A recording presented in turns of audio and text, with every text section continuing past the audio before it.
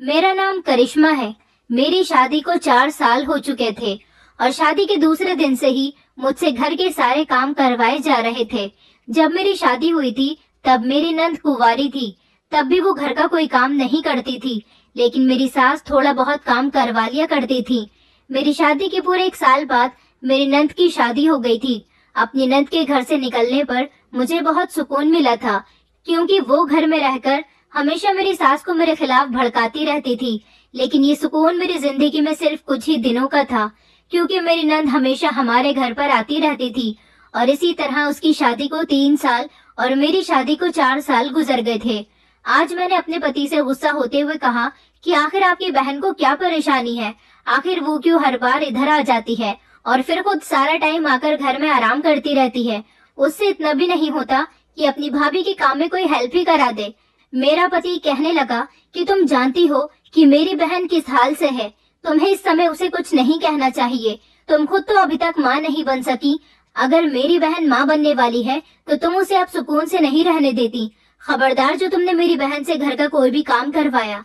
मैंने अपने पति से कहा, अच्छा तो ठीक है, मैं आपके घर की कोई नौकरानी नहीं हूँ। पिछले 4 साल से मैं आपके घर में नौकरानी की जिंदगी गुजार रही हूँ। कभी आपने मुझे अपनी पत्नी होने का हक दिया है? पहले तो कभी कभी आपकी मम्मी मेरे साथ कोई काम करवा दिया करती थी, लेकिन आपकी बहन तो शुरू से ही हरामखोर रही है। अब अपनी ससुराल के कामकाज से बचने के लिए वो यहाँ आकर बैठ जाती है और तबीयत खराब का बहाना बनाती रहती है।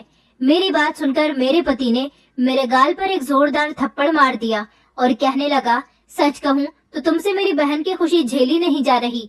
तुमने मुझे अभी तक पिता बनने का सुख नहीं दिखाया है, और मेरी बहन जिसकी हमारे बाद शादी हुई थी वो अपने पति को 3-3 बच्चों का सुख दिखा चुकी है।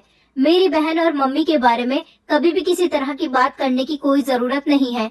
इस घर में अगर रहना है तो घर के सारे कामकाज करने होंगे। मैं अपनी माँ बहन के खिलाफ कोई बात नहीं सुनूंगा। मेरा पति हर बार मुझसे यही बात कहता था। इस घर में तो मेरी कोई इज्जत ही नहीं थी। ये सारी बातें सुनते सुनते मैं बहुत ज्यादा चिढ़ गई थी, क्योंकि ये सब सुनते सुनते मुझे काफी समय हो गया था। मेरे माता पिता तो इस दुनिया में नहीं थे। मेरी शादी मेरे दादाजी ने करवाई थी और मेरी शादी के 2 साल बाद मेरे दादाजी भी इस दुनिया से जा चुके थे।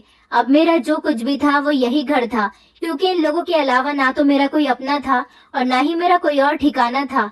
इसलिए मुझे सारी बातें बर्दाश्त करने के बाद इस घर में रहना पड़ता था। मेरे ससुर इस दुनिया में नहीं थे। शादी हुई तो मेरा सामना सिर्फ मेरी सास और मेरी नंद से हुआ था।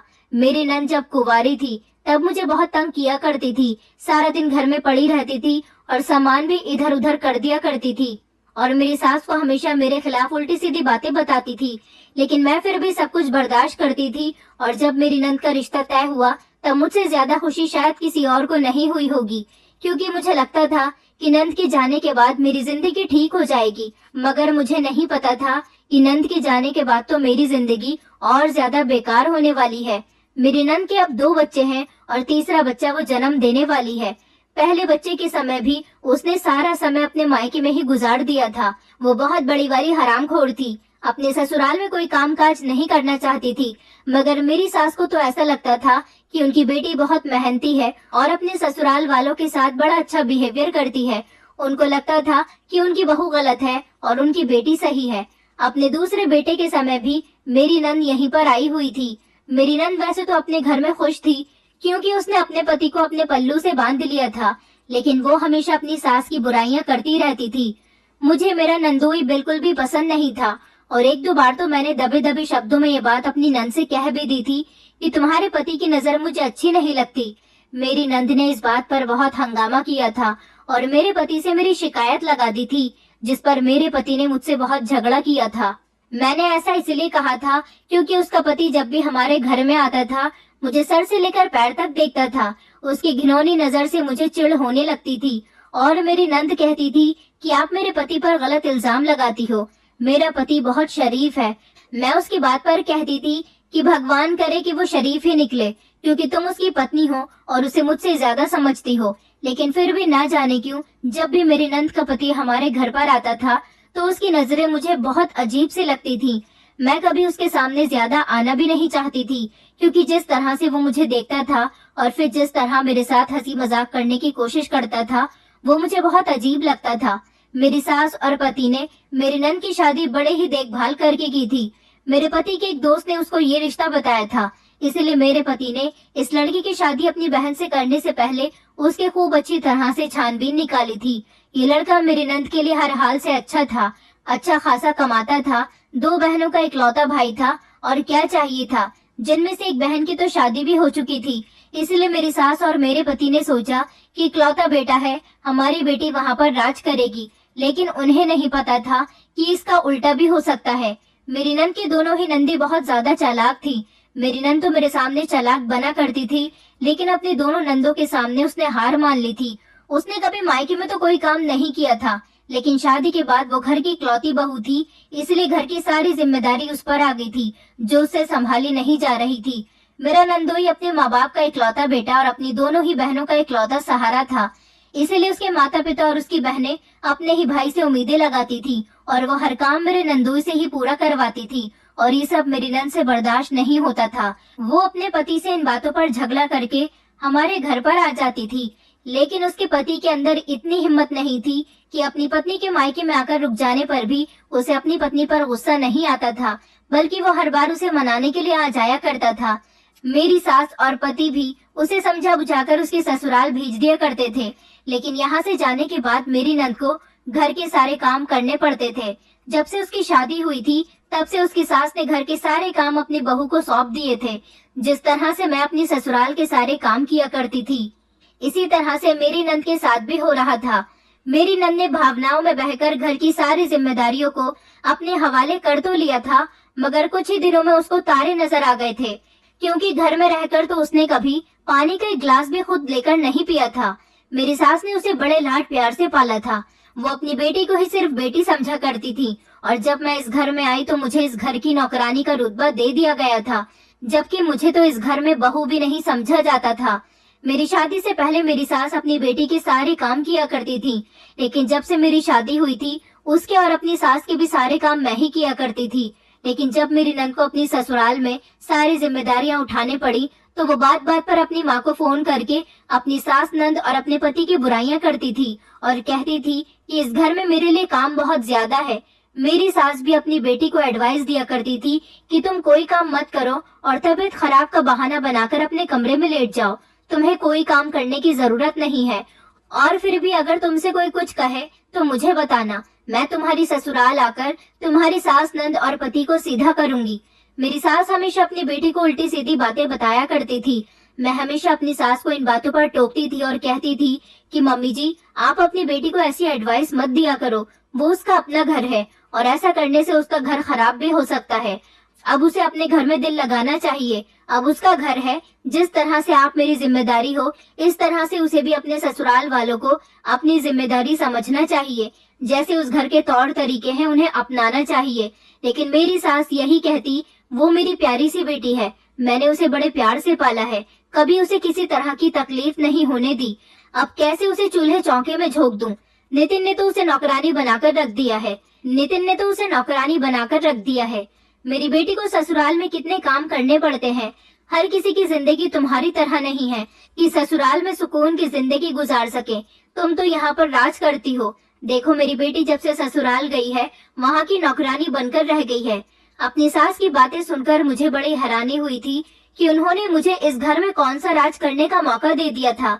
मैं भी इस घर की एक नौकरानी ही थी। जब अपनी बेटी पर बात आती है तो माँ तड़पती है, और जब दूसरों की बेटियों को परेशान करती है तो उन्हें लगता है कि उनकी बहुएं घर में सुकून से रह रही हैं।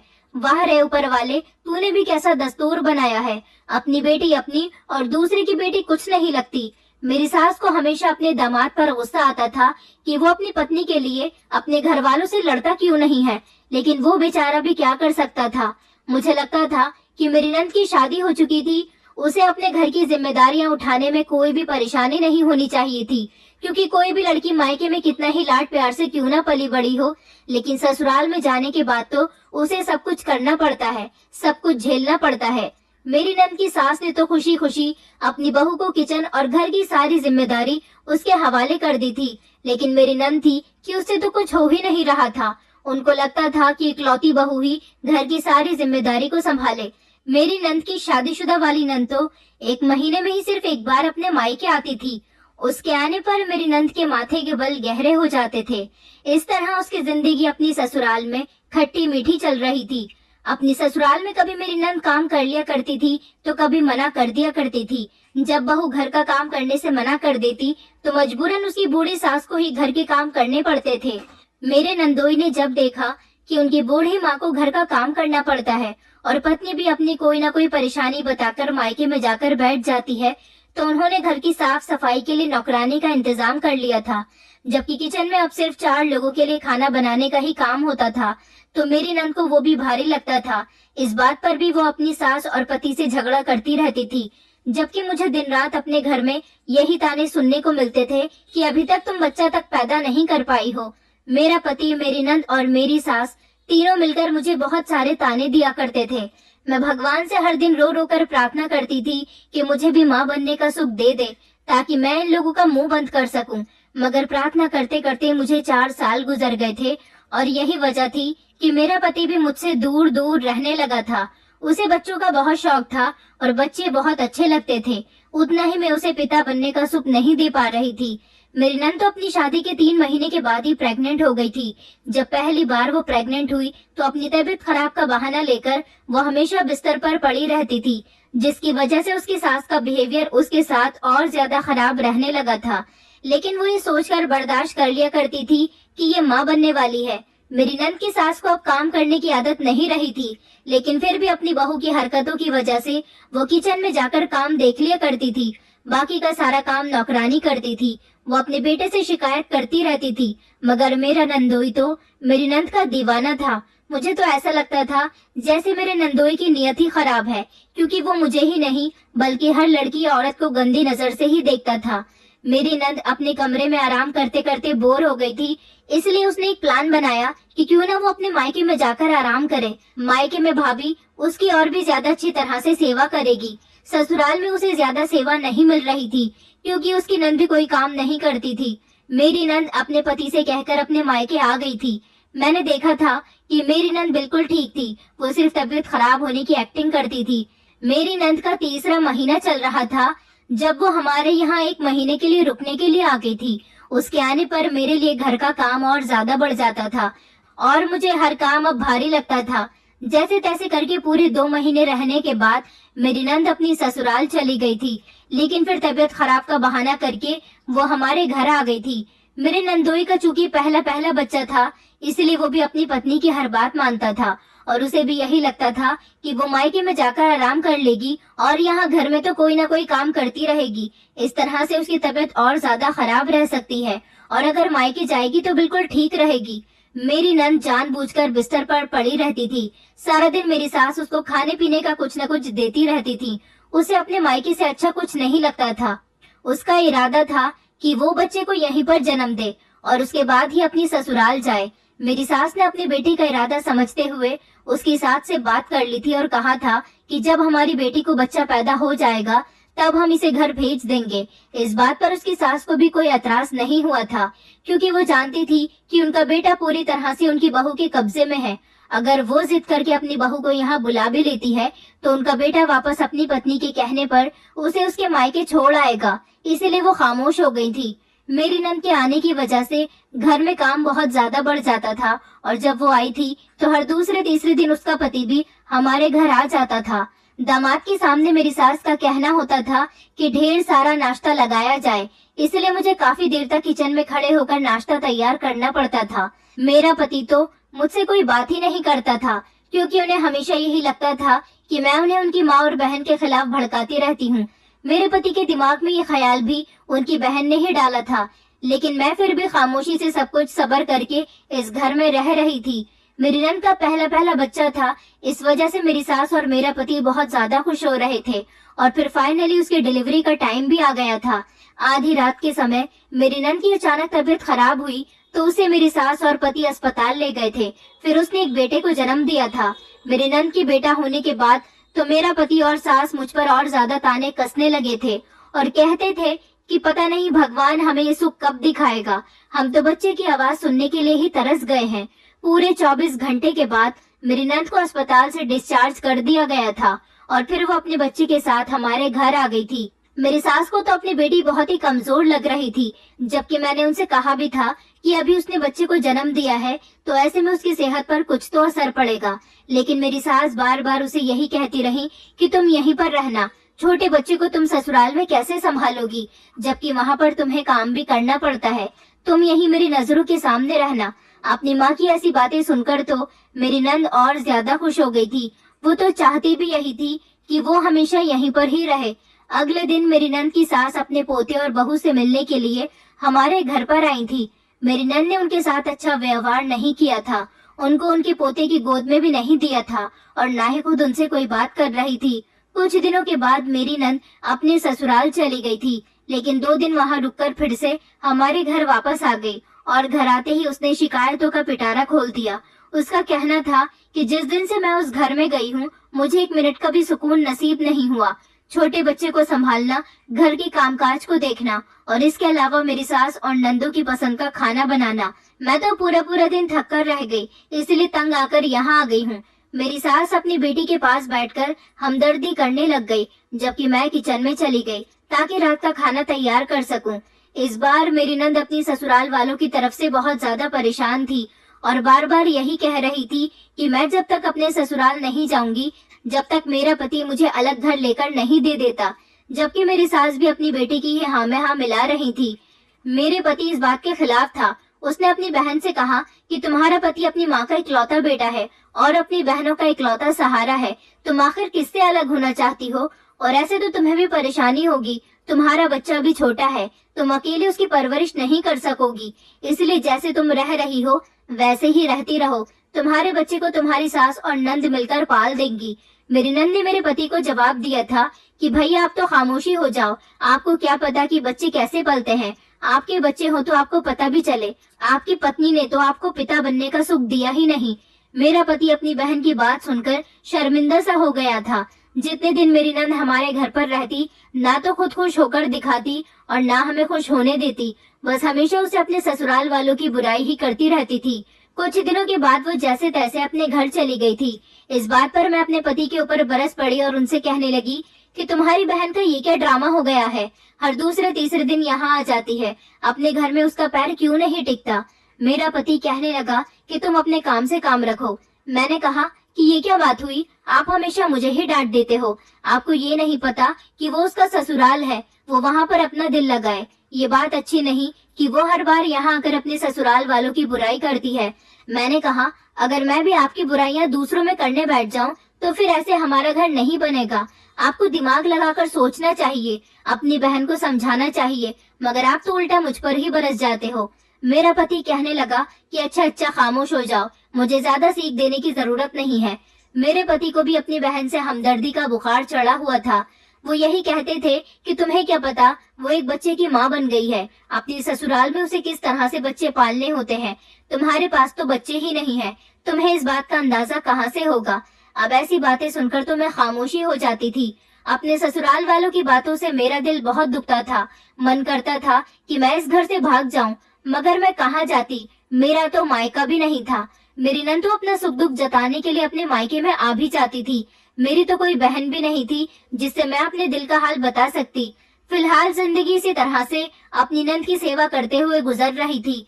मेरी नंद का पति जब भी हमारे घर आता तो मैं उससे दूर दूर रहती थी, क्योंकि उसकी नजरें मुझे बहुत चुभती थी। वो बहुत छिछोरा था।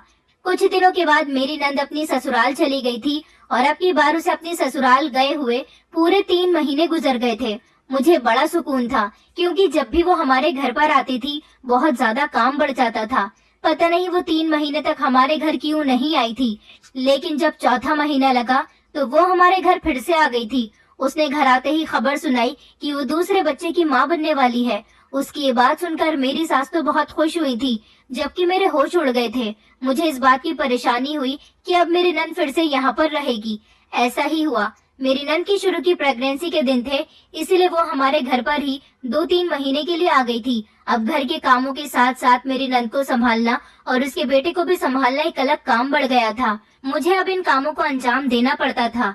मेरी नंद का बेटा तो अभी सिर्फ 5 महीने का ही था और ज्यादातर वो बिस्तर पर ही लेटा रहता था, बस इसीलिए उसकी ज्यादा परेशानी नहीं थी। बाकी सारे काम तो मैं किया करती थी, लेकिन उसका डायपर चेंज नहीं करती थी। उसका डायपर मेरी सास ही चेंज किया करती थी।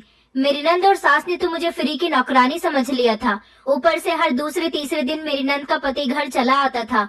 वो मुझसे बात करता था तो उसके बोलने का अंदाज भी बदल जाता था, जो मुझे तो महसूस होता था मगर घर के बाकी किसी भी मेंबर को महसूस नहीं होता था। और मैं उनकी तरफ देखती रह जाती। पता नहीं क्या बात थी कि मेरा नंदोई हमेशा मुझे अजीब अजीब नजरों से देखता था और मुझसे बात करने की कोशिश करता था। लेकिन जो भी था, मामला कुछ अच्छा नहीं लग रहा था। जैसे तैसे करके पूरा 1 महीना होने के बाद मेरी नंद अपने घर चली गई थी, तो मैंने सुकून का सांस लिया था। अब मैं भगवान से प्रार्थना कर रही थी कि वो दोबारा यहाँ वापस ना आए, क्योंकि उसके आ जाने से मैं बहुत तंग आ जाती थी। मेरी सास की तबीयत काफी दिनों से ठीक नहीं चल रही थी और मेरा पति तो ऑफिस में होता था। जब मेरी नंद हमारे घर पर नहीं होती थी तो सुबह को अपना काम करने के बाद सारा दिन फ्री रहती थी। बस मुझे रात का खाना बनाना होता था। एक दिन हमारे घर के दरवाजे पर दस्तक हुई। मैं जब दरवाजा खोलने गई तो मैंने देखा कि मेरा नंदोई दरवाजे पर खड़ा हुआ था और कहने लगा, भाभी क्या मैं अंदर आ सकता हूँ? मैंने उसे अंदर आने के लिए रास्ता दिया और खुद पीछे हट गई। तो वो कहने लगा कि मैं यहाँ से गुजर रहा था तो सोचा कि सासू माँ की तबीयत देखता चलूं। मैंने अपने नंदोई से कहा, लेकिन मम्मी जी तो सो रही हैं।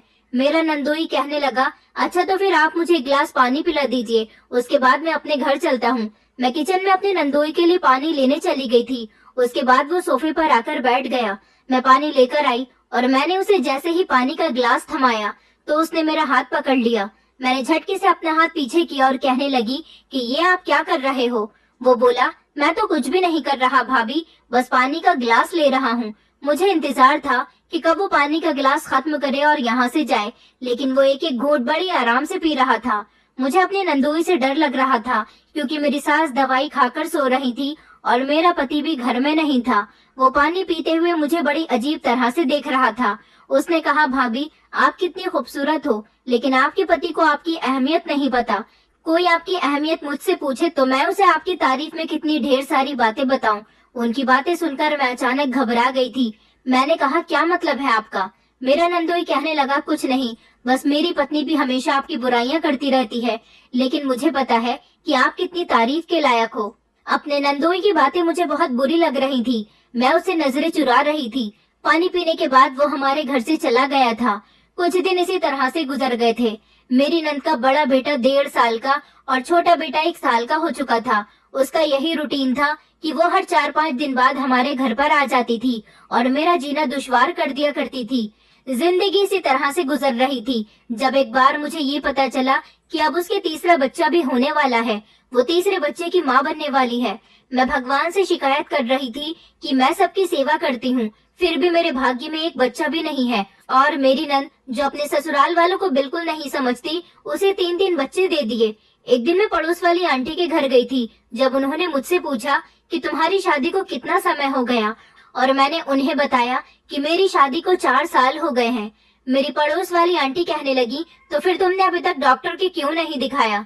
तुम्हें किसी लेडी डॉक्टर का इलाज करना चाहिए। लेकिन मैं अब उनको क्या बताती कि मेरे पति का कहना है कि तुम्हें डॉक्टर का इलाज करने की जरूरत नहीं है, तुम शुरू से ही बांझ हो। ऐसा नहीं था कि मेरा पति शुरू से ही ऐसा था और इस तरह की कड़वी कड़वी बातें करता था। मेरा पति शादी के 6 महीने बाद ऐसा हुआ था। मेरी नंद शुरू से ही बहुत चालाक थी और मुझसे बहुत जलती थी। कुछ उसका किया धरा था। उसने मेरे पति के दिमाग में डाल दिया था कि तुम्हारी पत्नी बांझ है। शादी के शुरू के दिनों में तो मेरा पति मुझसे प्यार करता था, मेरी हर बात मानता था, लेकिन वो बाद में बदल गया था। वो यही कहता था कि तुम बांझ हो, तुम्हारा इलाज करवाने से कुछ नहीं होगा, मेरे पैसे बर्बाद हो जाएंगे। अगर तुम नॉर्मल होती तो अब तक बच्चा हो गया होता। पड़ोस वाली आंटी को मैं ये बताकर आई थी कि मैं डॉक्टर का इलाज जरूर करूंगी और घर जाकर सोचने लग गई थी कि अपने पति को किस तरह से तैयार करूं डॉक्टर के पास जाने के लिए, क्योंकि अपनी नंद को देख देख कर अब मुझे भी बच्चे की चाहत ज्यादा होने लगी थी। भगवान से प्रार्थना तो मैं हर रोज ही करती थी, क्योंकि मुझे ढेर सारी बातें सुननी पड़ती थी। मेरा पति रात को घर आया तो मैंने उसे बताया कि आप मुझे कल डॉक्टर के पास लेकर चलना। मेरे पति ने कहा कि कोई जरूरत नहीं है डॉक्टर के पास जाने की। तो मैं अपने पति के पैरों में गिर गई और कहने लगी कि एक बार हम अपना चेकअप करवा कर देख लेते हैं, आपको तो बच्चों का इतना शौक है। मेरा पति कहने लगा कि मुझे हाँ बहुत शौक है, मगर तुम मेरा ये शौक पूरा नहीं कर रही हो। मैंने अपने पति से रोते हुए कहा, ये सब मेरे हाथ में नहीं है। आपके कहने से मैं बांझ नहीं हो सकती। आप एक बार मेरी रिपोर्ट करवा कर तो देखो। डॉक्टर से एक बार बात करके देखते हैं, डॉक्टर क्या बताती है। मेरा पति कहने लगा, अच्छा ठीक है, कल डॉक्टर के पास चलना, मैं तुम्हारा ये शक ही दूर किए देता हूँ। अगले दिन हम दोनों पति पत्नी डॉक्टर के पास गए और उनको अपनी पूरी परेशानी बताई। डॉक्टर ने मेरा चेकअप किया था और मेरे पति की भी रिपोर्ट करवाई थी। हम दोनों की ही रिपोर्ट हो गई थी। जब हम लोग घर वापस आ रहे थे तो डॉक्टर ने कहा था कि एक बार रिपोर्ट आ जाए, उसमें पता चल जाएगा कि तुम बांझ हो या नहीं। मैं तो अच्छा खासा खाता पीता इंसान हूँ, मेरे अंदर तो कोई कमी ही नहीं हो सकती। मेरा पति बड़े घमंड के साथ ये बात कह रहा था। कुछ समय और गुजर गया और मेरी नंद का तीसरा बच्चा भी पैदा होने वाला था। मेरी नंद अपने आखिरी समय में हमारे घर पर आ गई थी। अब उसके दो बच्चों का भी मुझे ख्याल रखना पड़ता था और घर के भी ढेर सारे काम होते थे। पहले तो मेरी सास मेरी नंद के बच्चों को देख लिया करती थी, मगर अब वो बीमार रहने लगी थी। अब वो बिस्तर से ज्यादा उठती ही नहीं थी। मेरी नंद तो हमारे घर आने के बाद महारानियों की जिंदगी गुजारती थी। दोपहर का टाइम था जब अचानक मेरी नंद को दर्द होना शुरू हो गया। मैंने उसके पति को फोन किया, उसका पति उसे अस्पताल ले गया था। फिर मेरे पति भी ऑफिस से आ गए। मैं भी अस्पताल जाना चाहती थी, मगर मेरी नंद के दोनों बच्चे मेरे पास ही रुके हुए थे। उनको मैं अस्पताल लेकर नहीं जा सकती थी और मेरी सास ने कह दिया था कि रात का खाना तैयार करके रखना, रात को अस्पताल खाना जाएगा। इसलिए मैं घर में ही रुक गई थी। मैंने अपनी नंद के दोनों बच्चों को खाना खिलाकर सुला दिया था और फिर मेरी सास मेरे पति के साथ अस्पताल चली गई।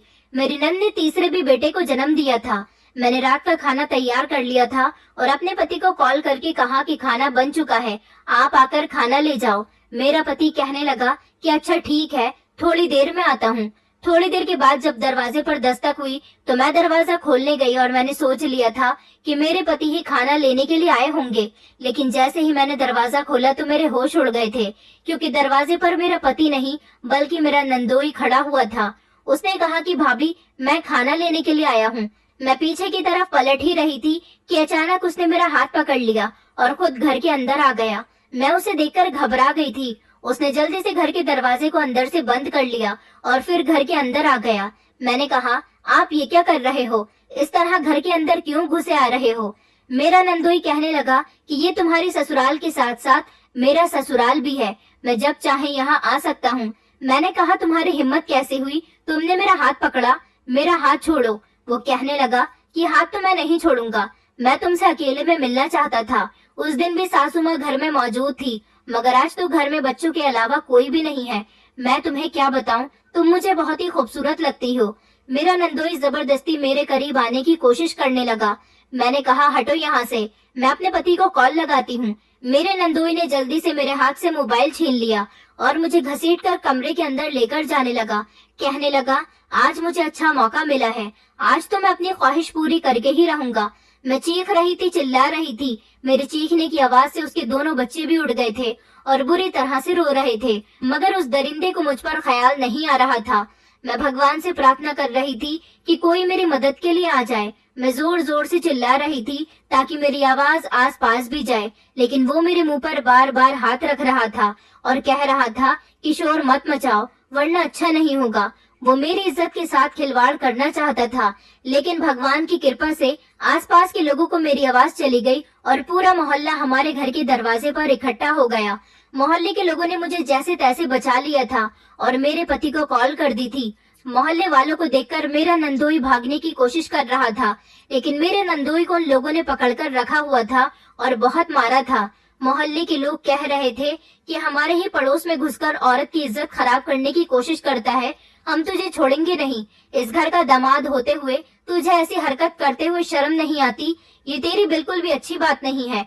उन्होंने मेरे पति को बुला लिया तो मेरे पति को सारी बात बताई। मैं भी बुरी तरह से रो रही थी। मेरा पति कहने लगा कि जरूर इसमें तुम्हारी ही गलती होगी, लेकिन पड़ोस वाली औरतों ने कहा कि नहीं, इसमें इसकी कोई गलती नहीं है, हमने खुद इस बेचारी को इस आदमी से बचाया है, ये इसके साथ जबरदस्ती कर रहा था। हम लोगों को चीखने चिल्लाने की आवाज आ रही थी।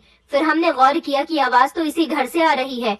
हमने घर का दरवाजा बजाया मगर किसी ने नहीं खोला, तो हम दीवार फलांकर घर के अंदर घुस आए और देखा कि ये तुम्हारी पत्नी के साथ जबरदस्ती कर रहा था और वो इससे बचने की कोशिश कर रही थी। जब उसने शोर मचाया तो हम लोग जल्दी से इसे बचाने के लिए भागे और मौके पर इसे पकड़ लिया उन सारे लोगों की बात सुनकर मेरा पति बहुत शर्मिंदा हो रहा था और फिर उसने मेरे नंदोई के गाल पर 2-3 थप्पड़ मारे थे। मेरा नंदोई नियत का बहुत गंदा इंसान था। वो उस समय तो वहां से भाग गया था और मेरा पति मुझे घर के अंदर लेकर आ गया था। मैंने अपनी नंद के बच्चों को दोबारा से सुला दिया था। वो बहुत रो रहे थे, मगर फिर उनको जैसे तैसे खामोश कराया और फिर वो सो गए। सारी रात मैंने अपने पति से कोई बात नहीं की थी। मुझे इस बात पर अफसोस हो रहा था कि मेरे पति ने मोहल्ले वालों की गवाही सुनकर मुझ पर यकीन किया था, वरना इससे पहले तो उसे यही लगा था कि गलती मेरी ही थी। मैं फूट फूट कर रो रही थी। मैं जानती थी कि मेरा पति शर्मिंदा हो रहा है, मगर आज बात मेरी इज्जत पर आ गई थी। मैं अपने पति के आंच नहीं झुक सकती थी। मैं खामोश थी और पूरी रात इसी तरह मुझे रोते रोते गुजर गई थी। अगले दिन मेरी नंद डिस्चार्ज हो गई थी। सास और नंद घर पर आ गई थी और उनको भी ये सब कुछ पता चल गया था जो गुजरी हुई रात को हुआ था। मेरी नंद और सास भी मुझे ही बुरा कह रही थी, मगर मेरे पति ने बताया कि इसमें करिश्मा की कोई गलती नहीं है। मेरे पति ने गुस्से से अपनी बहन की तरफ देखते हुए कहा, तुम्हारा ही पति उसके साथ जबरदस्ती कर रहा था। मोहल्ले वालों ने मुझे इस बात की गवाही दी है। मेरी नंद कहने लगी, अब आप मोहल्ले वालों की बातों में आकर मेरे पति पर इल्जाम लगाओगे भैया। मेरा पति कहने लगा, बात मेरी पत्नी की इज्जत की है। पहले तो मैंने भी इसकी बातों पर यकीन नहीं किया था, मगर तुम्हारा पति बहुत ही घटिया इंसान है। उससे कह देना कि मेरे सामने न आए। अगर मेरे सामने आया तो मैं उसकी गर्दन काट दूंगा। और हाँ, तुम भी जल्द से जल्द यहाँ से अपना बोरिया बिस्तर समेटो और यहाँ से निकल जाओ। मेरी सास कहने लगी, बेटा अपनी बहन से ये तुम किस तरह से बातें कर रहे हो। मेरा पति कहने लगा कि आप तो खामोशी हो जाओ माँ, और अपनी बहन की तरफ देखकर कहने लगा, तुम जो ये हमेशा हमारे घर हर दूसरे तीसरे दिन रुकने आ जाती हो ना, और तुम्हारे पीछे पीछे तुम्हारा पति भी आ जाता है, ये सब इसी वजह से हुआ है। उसकी गंदी नजर मेरी पत्नी पर आ गई, मगर मैं ये सब बर्दाश्त नहीं करूंगा। आज मैं अपने पति की बातें सुनकर हैरान रह गई थी कि मेरा पति मेरे लिए अपनी माँ बहन से स्टैंड ले रहा था, और आज तक जो उसने कभी अपनी माँ बहन के खिलाफ कोई बात नहीं सुनी थी, आज वो मेरे लिए उन्हीं को डांट रहा था। मुझे इस बात की खुशी हुई थी कि मेरा पति एक खुददार इंसान निकला, वरना मुझे तो लगता था कि इतनी बड़ी बात हो जाने के बाद भी मेरा पति मुझे ही बुरा कहेगा। उस दिन लेबोरेटरी से कॉल आई थी और मेरा पति मुझे लैब ले गया था। वहाँ से रिपोर्ट्स लेकर हम डॉक्टर के पास दिखाने के लिए ले गए थे। डॉक्टर ने बताया कि आपके अंदर कोई कमी नहीं है, मगर आपके पति के अंदर काफी सारी कमियां हैं। आपके पति को इलाज की जरूरत है, जबकि आप बिल्कुल ठीक हैं। आपके पति ठीक हो जाएंगे तो आप आसानी से प्रेग्नेंट हो जाएंगी। ये बात सुनकर मेरी आंखों में चमक आ गई थी, मगर मेरे पति को इस बात पर यकीन नहीं आ रहा था कि उसके अंदर कमी है और बच्चा सिर्फ और सिर्फ उसकी वजह से ही नहीं हो पा रहा। मेरे पति ने अपना ये शक भी दूर करने के लिए दूसरे डॉक्टर को दिखाया और दूसरे डॉक्टर ने भी यही बात बताई थी, तो मेरा पति शर्मिंदा होकर रह गया था। मेरा पति बड़ा खामोश था और रास्ते में भी खामोश रहा था। उसके बाद जब हम घर आए तो मेरा पति मुझे कमरे में लेकर चला आया और कहने लगा कि मुझे माफ कर दो करिश्मा, कमी मेरे अंदर है और मैं तुम्हें बांझ कहता रहा, जबकि तुम तो बिल्कुल ठीक हो। प्लीज मुझे माफ कर दो और मेरी इस कमी के बारे में प्लीज किसी को कुछ मत बताना, वरना मेरी बड़ी बेइज्जती होगी। मैंने अपने पति से कहा, आप मेरे पति हो, मैं कैसे आपकी बेइज्जती करवा सकती हूँ। मैं किसी को कुछ नहीं बताऊंगी। अगर किसी को लगता है कि कमी मेरे अंदर है तो हाँ, कमी मेरे अंदर है, मगर मैं आपकी इज्जत पर कोई आंच आने नहीं दूंगी। मेरी बात सुनकर मेरे पति की आंखों में आंसू आ गए थे और उसने मुझे गले से लगा लिया। वो कहने लगा कि मुझे माफ कर दो, मैंने हमेशा तुम्हारे साथ बहुत गलत बिहेवियर रखा। मैं नहीं जानता था कि मेरी कमी की सजा सारी जिंदगी तुम्हें भुगतनी पड़ेगी, लेकिन अब तुम परेशान मत होना, मैं हमेशा तुम्हारा साथ दूंगा, तुम्हें कोई परेशान नहीं करेगा। मैंने अपने पति से कहा कि मैंने सारी बातें बर्दाश्त की है, हमेशा सब्र किया है। ये सब्र का ही तो फल है कि आपके दिल में मेरे लिए मोहब्बत आ गई, वरना तो मुझे लगता था कि आप कभी मुझसे प्यार करते ही नहीं हो। आपके दिल में मेरे लिए मोहब्बत खत्म हो गई है। मेरा पति कहने लगा कि नहीं नहीं, ऐसा नहीं है, मैं तुमसे प्यार करता हूँ, मगर मैं भटक गया था। एक तुम ही तो मेरी हमसफर हो जो हमेशा मेरा ख्याल रखती हो। मैंने तुम्हें इतना बुरा भला कहा है, लेकिन फिर भी तुमने मेरा और मेरे परिवार वालों का ख्याल रखने में कभी कोई कमी नहीं छोड़ी। अपने पति की कमी के बारे में मैंने कभी किसी को नहीं बताया था। अब की बार तो मेरी नंद अपने बच्चों के साथ एक हफ्ता रहकर ही हमारे घर से चली गई थी, क्योंकि मेरे पति ने उसे कह दिया था कि तुम यहाँ से जल्दी ही चली जाना। अगर तुम्हारा पति यहाँ आया तो मैं तुम दोनों पति पत्नी को घर से निकाल दूंगा। मेरी नंद को विश्वास नहीं हो रहा था कि उसका भाई ऐसी बातें भी कर सकता है। मेरे पति को अपनी बहन के पति से जितनी नफरत हो रही थी उतनी ही नफरत अपनी बहन से भी हो रही थी, क्योंकि वो जानती थी कि उसका पति छिछोरा है। फिर भी उसने कभी अपने पति पर रोक नहीं लगाई और हमेशा हमारे घर आकर बैठ जाती थी। अब वो हमेशा हमारे घर रहेगी तो उसका पति इधर उधर मुंह ही मारेगा। मेरे पति ने कहा कि अब खामोशी से अपनी घर गृहस्थी पर ध्यान दो और यहाँ ज्यादा आने की जरूरत नहीं है, सिर्फ वक्ती तौर पर आओ और चली जाओ। अपने पति को अपने काबू में रखो, अपने पास रखो, ताकि वो किसी दूसरी औरत पर नजर डालने की कोशिश ना करे। मेरी सास को मेरे पति की बातों का बुरा तो जरूर लगा था और उन्होंने इसके बदले मुझे बुरा भला कहना शुरू कर दिया था। तो मेरे पति ने इस बार अपनी माँ को भी डांट दिया था और कहा था कि मैं अपनी पत्नी के बारे में अब कोई बुराई नहीं सुनूंगा, मेरी पत्नी बहुत अच्छी है। मेरे पति ने अपनी माँ से कहा कि आपको तो एहसान मानना चाहिए कि आज के जमाने में भी आपको इतनी सेवा करने वाली बहू मिली है। आप एक नजर अपनी बेटी को ही देख लीजिए, जो अपने ससुराल वालों की सेवा से बचने के लिए यहाँ पर आ जाती है। मेरी सास अपने बेटे की बातें सुनकर शर्मिंदा होकर रह गई थी। उसके कुछ दिनों के बाद मेरी सास बहुत ज्यादा बीमार रहने लगी थी। मैंने अपनी सास की इतनी सेवा की कि उनके दिल में मेरे लिए मोहब्बत उमड़ गई थी और फिर उनके दिल से अपनी बेटी का ख्याल भी निकल गया। उनको अपनी बेटी की याद आती थी तो वो फोन पर बात कर लिया करती थी और मेरी नंद फोन पर बहुत रोती थी कि मम्मी मुझे घर बुला लो, यहाँ पर बहुत ज्यादा काम है, 3-3 बच्चे मुझसे संभाले नहीं जाते, ऊपर से घर का भी काम है। मेरी सास कहती थी अब तुम अपनी गृहस्थी पर ध्यान दो, अपने पति के साथ रहोगी, उसके पास रहोगी तो उसका ध्यान कहीं और नहीं भटकेगा।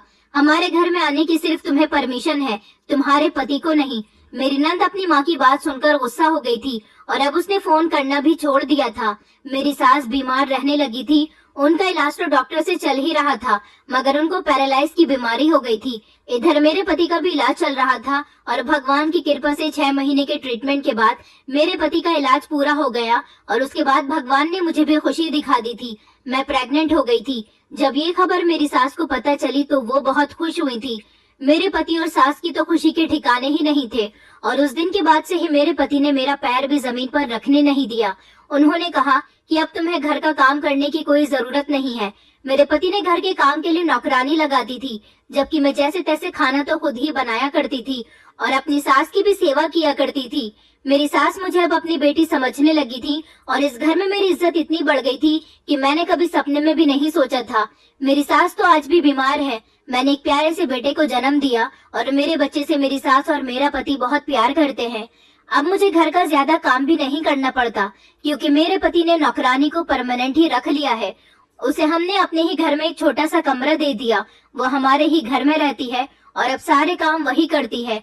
भगवान की कृपा से मेरी जिंदगी बहुत अच्छी गुजर रही है, रो रो कर ही सही, मगर मेरी नंद ने भी अपने घर की गृहस्थी को एक्सेप्ट कर लिया और वो भी अपने घर की गृहस्थी में बिजी हो गई। अब वो हमारे घर बहुत कम आती है और मेरी जिंदगी बहुत सुकून से गुजर रही है। दोस्तों, उम्मीद करती हूँ आपको हमारी कहानी पसंद आई होगी। कहानी पसंद आई है तो वीडियो को लाइक करें, चैनल पर नए हैं तो चैनल को सब्सक्राइब करें और हाँ, नोटिफिकेशन बेल को जरूर दबाएं ताकि अगली अपडेट सबसे पहले आपको मिले।